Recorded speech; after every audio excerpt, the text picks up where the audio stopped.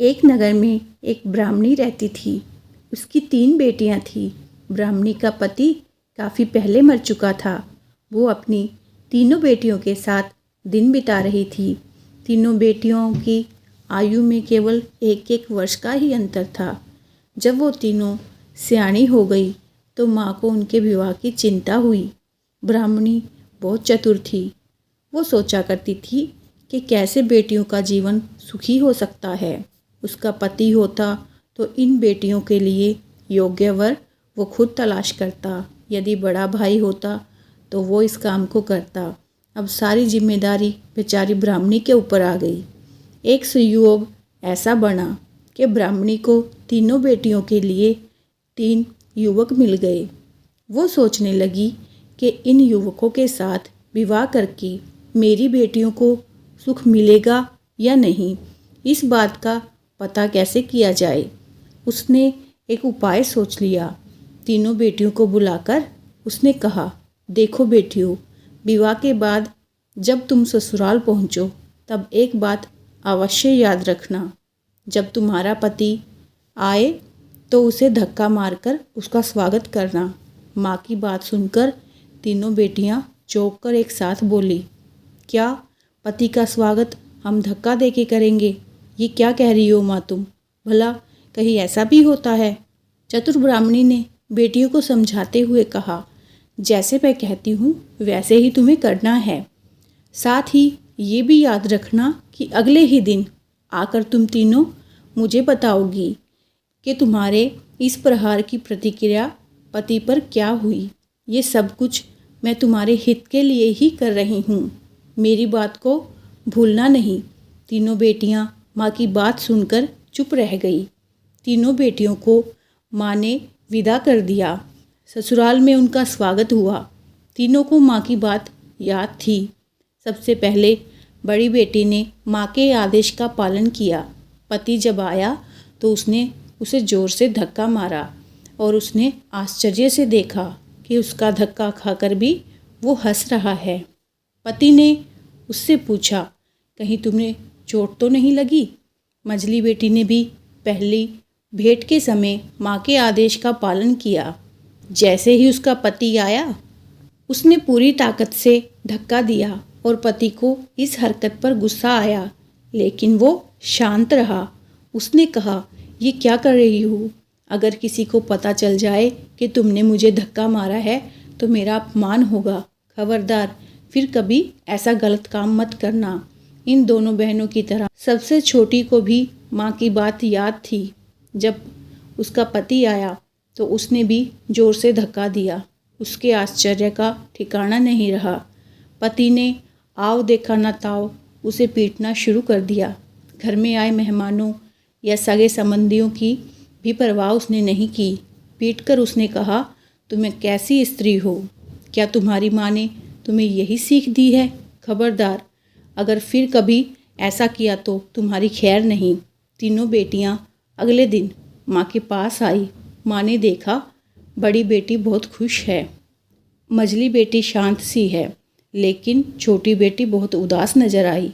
उसके चेहरे पर पिटाई के निशान थे। बड़ी और मझली बहन ने उसे देखा तो समझ गई कि ससुराल में उसकी पिटाई हुई है। माँ ने तीनों का स्वागत किया। फिर तीनों को एक साथ बिठाकर माँ ने ससुराल में हुई बात तीनों से पूछनी शुरू की। माँ ने बड़ी बेटी से पूछा, बता बेटी, तेरा पति कैसा है? बड़ी बेटी खुश होकर बोली, माँ, मेरा पति बहुत अच्छा है। मैंने जब उन्हें आपके कहे अनुसार धक्का दिया तो वो कहने लगे, कहीं तुम्हें चोट तो नहीं लगी? माँ, मैं बहुत खुश हूँ। माँ ने सुना और चिंता में डूब गई। मझली बेटी से पूछा, बेटी तू बता, कैसा है तेरा पति? क्या उसने तेरे साथ ऐसा ही व्यवहार किया? बड़ी बेटी ने गर्व के साथ मझली को देखा। मझली बेटी बोली, नहीं माँ, ऐसा तो नहीं हुआ। जब मैंने उन पर प्रहार किया तो मेरे पति को बहुत गुस्सा आया। घर में आए मेहमानों के सामने अपमान होने के डर से वो शांत हो गए। मुझे चेतावनी भी दी। माँ ने मझली बेटी की बात ध्यान से सुनी। लगा जैसे उसे कुछ संतोष हुआ है। वो चुप ही रही। अब माँ छोटी बेटी की ओर मुड़ी और देखा कि वो बहुत उदास है और उसकी आंखों में आंसू भरे हुए हैं। माँ ने पूछा, क्या बात है बेटी, तू इतनी दुखी क्यों है? ये निशान कैसे? बड़ी ने दया की निगाह से छोटी को देखा। मजली शांत सी रही। छोटी बेटी सिसकते हुए बोली, माँ, तुमने ये कैसी उल्टी बात मुझे सिखाई थी? मैं तो बहुत अभागी हूँ। मेरे पति ने तो चोट लगते ही विकराल रूप धारण कर लिया, ना मेहमानों की परवाह की और ना घर वालों की।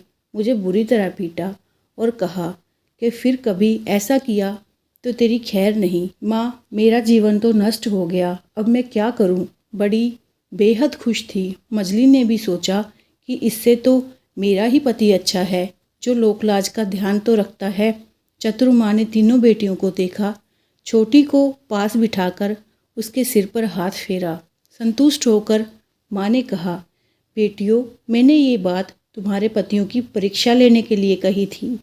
क्या मैं नहीं जानती कि पति की पूजा करना स्त्री का धर्म है? फिर भी मैंने परीक्षा ली और उसका परिणाम भी आ गया है। तीनों बेटियां आश्चर्य से माँ की बात सुनकर ठगी सी रह गई। उनके मुंह से एक साथ निकला, परीक्षा ली है? बड़ी बेटी बोली, माँ, ये तो बड़ी विचित्र परीक्षा थी। अब हमें इसका परिणाम भी बता दो। बड़ी को पक्का भरोसा था कि उसका पति उसे जान से भी ज़्यादा प्रेम करता है। चतुर माँ ने कहना शुरू किया, इस परीक्षा में मेरी छोटी बेटी सबसे ज़्यादा भाग्यशाली सिद्ध हुई है। और माँ ने छोटी को गले से लगाया। बड़ी बेटी बोली, ये क्या कह रही हो माँ? छोटी को तो उसके पति ने बुरी तरह पीटा है, फिर भी तुम उसे भाग्यशाली कहती हो। बड़ी को लग रहा था कि माँ अपनी छोटी बेटी का मन रखने के लिए ऐसा कह रही है। भला ऐसे निर्दयी पति की पत्नी भाग्यशाली कैसे हो सकती है? अब माँ ने बड़ी को समझाया, बेटी, तेरा पति तो कायर है, पौरुष तो है ही नहीं। वो तेरी संकट के समय में रक्षा नहीं कर सकेगा। तू जिसे प्रेम समझ रही है वो तो निकम्मापन है। भला सोच तो सही, जो पुरुष अपनी पत्नी की मार सहन करके उसे सहलाए, वो पुरुष कैसा? बेटी, अगर आग में गर्मी ही ना रहे तो आग कैसी? तेरा पति तो कायर है, तेरा जीवन सुख से नहीं बीत सकता। मुझे बहुत अफसोस है बेटा। माँ की बात सुनकर बड़ी बेटी का चेहरा उतर गया। वो माँ की बात का गहरा अर्थ अब समझ सकी। उसे महसूस हुआ कि वो झूठा घमंड कर रही थी। उसे मन ही मन लज्जा का अनुभव हो रहा था। अब माँ ने मजली बेटी से कहा, तेरा पति संसारी पुरुष है। तू अगर सही ढंग से उसके साथ बर्ताव करेगी तो वो तेरा ध्यान रखता रहेगा। उसका गुस्सा उसके पौरुष की पहचान है और मेहमानों के कारण चुप रहना उसके संसारी होने का सूचक है। तू उसका अपमान कभी मत करना, तेरा जीवन आराम से कट जाएगा। मजली बेटी माँ की बात सुनकर शांत बैठी रही। अब माँ ने छोटी बेटी के सिर पर हाथ रखते हुए कहा, तू सचमुच भाग्यशाली है बेटी, तेरा पति सच्चा पुरुष है। अपमान और अन्याय को सहन करना अहिंसा धर्म नहीं है, बल्कि कायरता है। जैन धर्म के 10 लक्षणों में प्रथम है उत्तम क्षमा। ये क्षमा वीर का ही गुण है।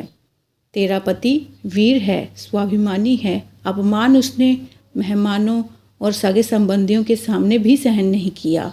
वो तेरी हमेशा रक्षा करेगा। तू उस शेर जैसे वीर का सदा सम्मान करना। चतुर माँ ने छोटी बेटी के पति को आदर के साथ घर बुलाया और सारी बात समझाई। दूसरे दिन खुशी खुशी छोटी बेटी अपने पति के साथ ससुराल चली गई। बड़ी और मझली बहनों ने उसे खुश होकर विदा किया। चतुर माँ छोटी के भाग्य पर जहाँ खुश थी, वहीं बड़ी बेटी के लिए चिंता भी उसके मन में थी। तो ये थी हमारी आज की कहानी। उम्मीद है आप सबको पसंद आई होगी। अगर कहानी अच्छी लगी हो तो वीडियो को लाइक, शेयर और चैनल को सब्सक्राइब करना ना भूलिएगा।